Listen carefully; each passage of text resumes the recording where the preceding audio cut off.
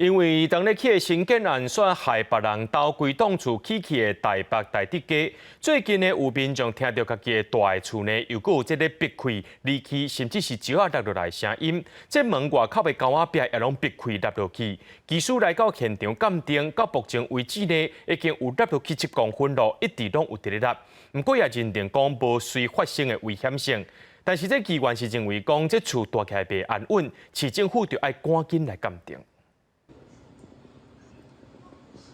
门自己关起来。原本爱用手关起来门，煞变做是自动门会家己关起来。这款无属常的情形，出现伫大地林损案附近徛家的厝内，走开态度嘛明显闭起，比船较大的镜头还佫会当伸入去，住户是惊甲唔敢佫大。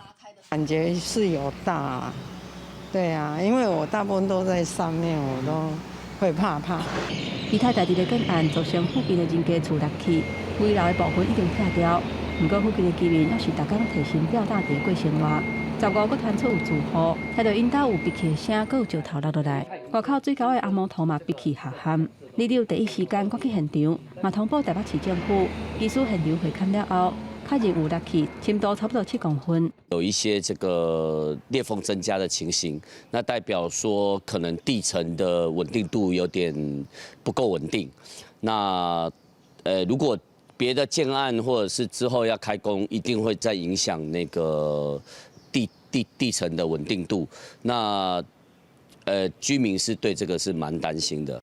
李长表示，结果技师判定无即时的危险，不过因为住址徛起这边拆危楼，才会去震动到土木，证实地层持续伫下陷。台北市议员陈义军要求建管处，都要赶紧提供这个厝的安全鉴定报告。 尤其基台边啊，当地时间的建案，嘛，或者住户烦恼因的厝会佫一概受到损伤。好像我们台北市政府撤退之后，就没有人可以告诉他们说，我们每一天的监测的资料、监测的报告，房子是不是安全的？